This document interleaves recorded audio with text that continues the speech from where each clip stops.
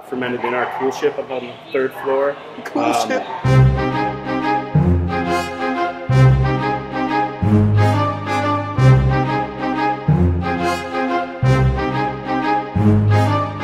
This is a first for us. I don't think, I mean, we've been to a lot of breweries. Never seen This is our first COOLSHIP. Yeah. Great. Yeah. He's like the captain of the COOLSHIP. Thank you for joining us here at the Peekskill Brewery in Peekskill, New York. That's right. They are making incredible beer, and they have an incredible menu. It's really an incredible journey just to come here and experience everything that they have to offer. Incredible. I just had to say that because it seemed to be the One could almost say it's amazeballs. Amazeballs. Thank you. Tell our viewers about the COOLSHIP. Explain what it is. Our COOLSHIP is up on the 3rd floor. We'll take a walk up there in a bit. It's a large open pan, and ours is about 8 by 10 feet wide and 2 feet deep, maybe 18 inches or 2 feet deep. It holds 30 barrels, full to the lid, full to the lip. Simply put, the COOLSHIP is a part of American brewing history. Back in the days before refrigeration, brewers used to use these large open pans to flash off the heat from the boiling process. These came into vogue on the west coast of the US, and once the wort was cool, because the breeze was coming in off the water, the brewers would just leave it up there to ferment. So in California in the 1860s, during the gold rush, out of necessity, they were doing this all the time. Thus, the only original American style of beer came into being. It's called the California Common, or the steam beer. So when you have a COOLSHIP, it is a rare thing indeed these days. But why have one? Chief gave us a little tour to show off the advantages. This is our COOLSHIP. It's like I say, it's 30 barrels to the lip on the top. And when we're done boiling, you know, we typically boil 22 or so barrels in our kettle. We flood the COOLSHIP. It takes about 15 minutes to pump it all upstairs. And this is just steam. The whole room will fill with steam. We'll get some footage of that when it happens in an hour or so. So the wort is still too warm for any of the wild critters to affect. That's exactly right. In the window that we have the wort up here, it's extremely hot. So it's not 170 or hotter. So the local bugs don't have any influence sort of whatsoever. self-sanitizing. Now, when we ran the farmhouse style fermentations up here so far, we're assuming that we are certainly exposing the wort to it. Yeah. You know, we take a lot of care that we have good understanding of what's in there, and that we're introducing enough of what we want to outcompete any other stuff. Now that said, we did make a spontaneous beer up here from yeast and bacteria that we harvested off the air, and it's a really like hard sour. I think it's the beginning of a project, but it's that must have been really exciting. That must have been really that must have been really exciting for you to do that. Yeah, actually, we did it, and I went on vacation. I locked the door. We left the wort up here. We pumped some wort in here, let it cool overnight. I inoculated it with a bucket of wild stuff that we had been growing. Okay. Locked the door and went away to Cape Cod for 10 days. Nice. And we just left it here. It looked like it's described as very cobbler-esque. the head of the fermentation head that grew on top of it, but it finished in a week. And like I say, it's a very intense sour. Has a lot of like honey character to it, but also a heavy, biting sour edge. This is such a cool. I love the way you've done this. Yeah. So the idea is that as we continue to renovate the building, this room will get split into sort of public space on this side, and then office and locker and dry storage on the far side. So there'll be a sign here saying this is a COOLSHIP. Well, yeah, there'd probably be more for like a cocktail party or private room, event room, like maybe 50 people kind of event kind of thing. Can you imagine? That's an amazing beer dinner though, to like have the COOLSHIP behind you while you're that's the idea. And like obviously we have some finish work to do up here, but it really is the geek factor is pretty awesome. Yeah. So this is a happy hour guys first. We're actually going to see the COOLSHIP in operation, which I'm not going to lie, I'm pretty excited about. I'm pretty excited about it too. We do this like 4 times a week.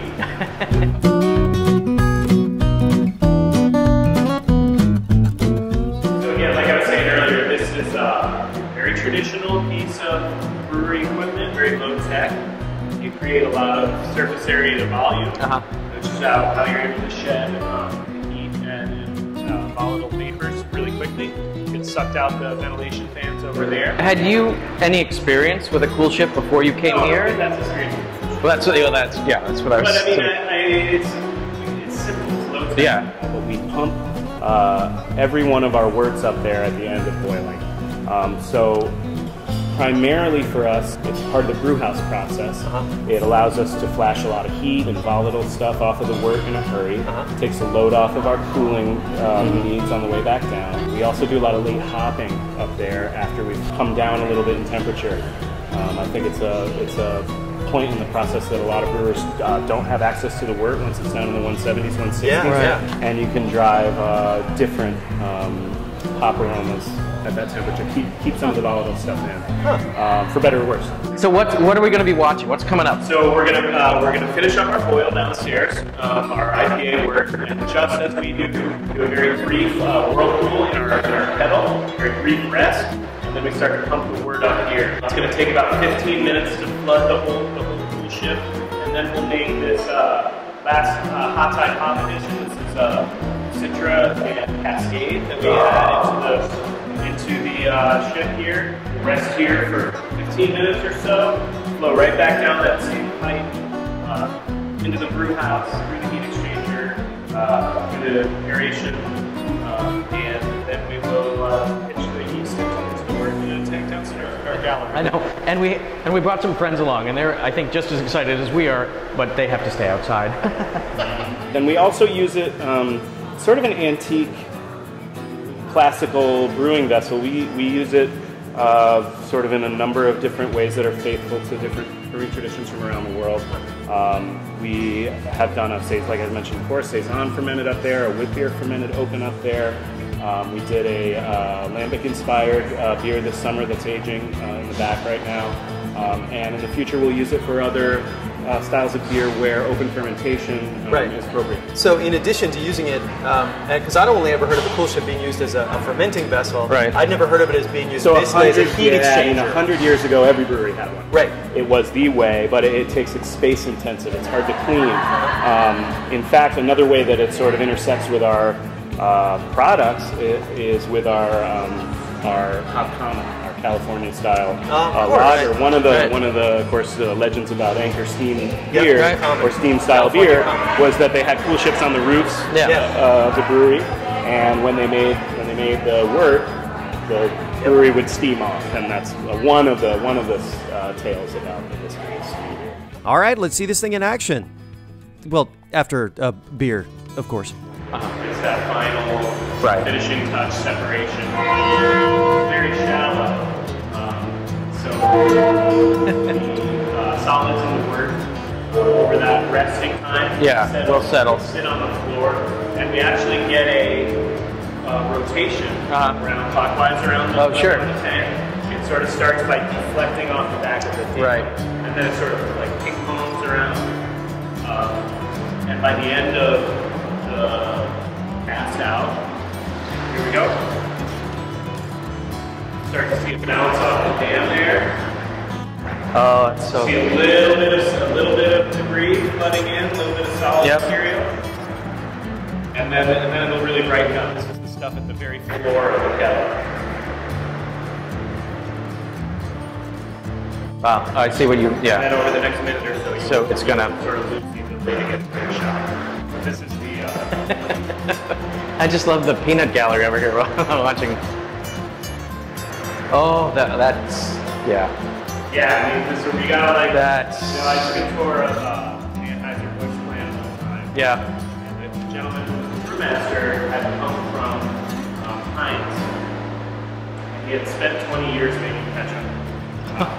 And he said that he had realized at some point in his career there that you really better like the smell of what you're making. Whatever you're making.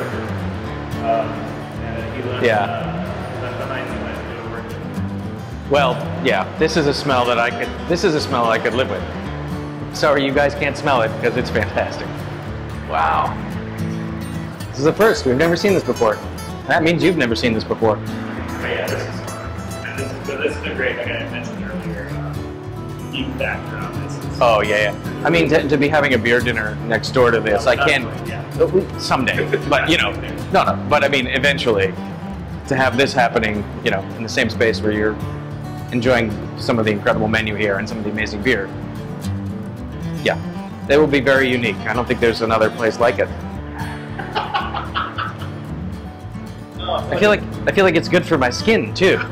That's really cool. Toss these in and sort of right. walk around, broadcast them, so there's enough, so they get, you know. Yeah. Again, it's taking advantage of that surface area, Sure. keeping them well mixed in there, and then they, on their own, migrate to the center. Yep. Because of the centrifugal force, even in the square tank, it's really kind of fun. I mean, seriously, we didn't want to leave. It was like a hoppy spa treatment in there. That will be Eastern Standard on tap. Yeah, Anytime soon. something that every brewery had 100 or more years ago. Fell out of favor with the industrialization of brewing. There are a few like working museums in Europe that still use them. Funny. There are, of course, half a dozen or so other American breweries that have COOLSHIP in some way or shape. I think today, anyway, we are the only ones using it for every wort that we make. Wow. And certainly we're not necessarily using it for funky or dirty beer. Yeah. We're using it as a tool that actually helps us with wort clarity. It has a bunch of beneficial things, and I'm glad that it does, because on paper I thought it would, and you know, And it's the proof working. is in the glass. So we're happy with what it contributes. That makes you entirely unique in American brewing.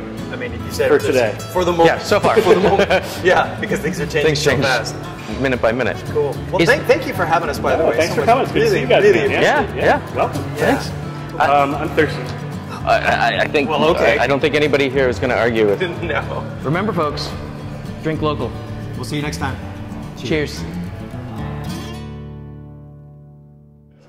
Real fun, though. Are you? We're still here. Oh yeah, can't see them anymore. Hi.